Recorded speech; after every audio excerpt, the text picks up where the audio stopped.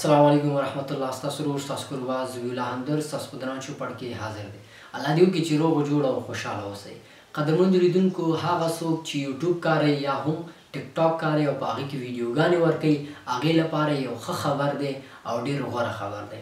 په ډېرو غټو ویب سایټونو کې دا نشر شوي دي او دا لیک شوی دا خبر چې یوټیوب والا د ټیک ټاک په مقابل کې یو داسې څه راوباسي چې د هغې نه به موږ او تاسو ته ډېره زیاته فایده وي او د هغې نه به موږ او تاسو ته پیسې هم میلاویږي.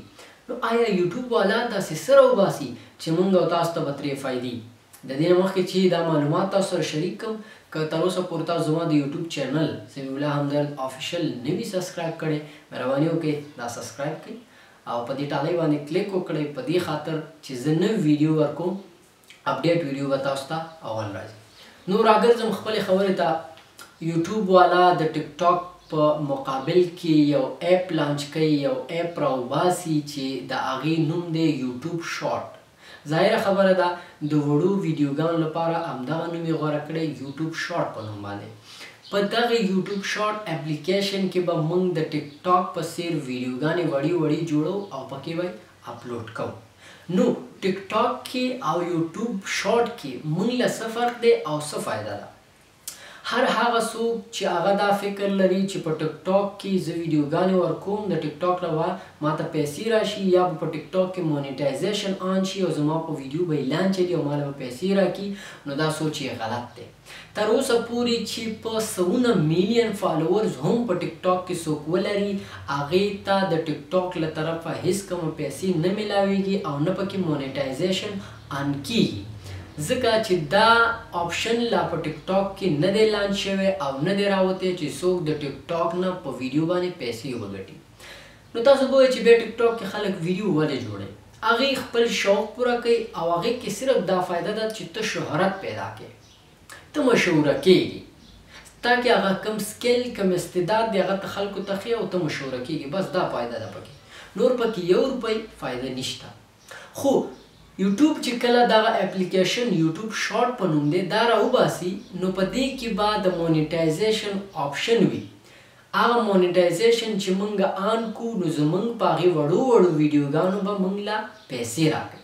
اوس دا معلومه نه ده چې دا مونیټایزیشن به د صفر نه شروع کېږي او پیسې به درکوي که نه، څه حدود به لري، شرایط به لري چې دومره فالوورز تاسو ولرئ، دومره لایک تاسو ولرئ، بیا به تاسو مونیټایزیشن آن کېږي او یا به د یو څو میاشتو لپاره هغه مونیټایزیشن آپشن همداسې بند ساتي، قلب به یې ساتي چې کله هغه اپلیکیشن لږ مخکې شي، مشهور شي، بیا به پرې مونیټایزیشن آن کېږي، بیا به موږ او تاسو پکې ویډیو ورکوو، د ویډیو د لارې به موږ او تاسو ته پیسې راځي.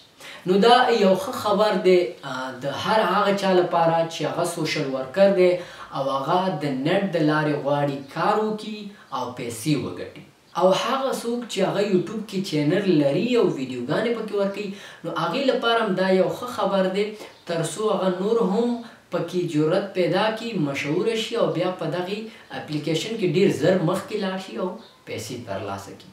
نو په نننۍ ویډیو کې همدغه خبرو د ټیک ټاک یوزر لپاره او د یوټیوب یوزر لپاره چې ما تاسو ته درکړه.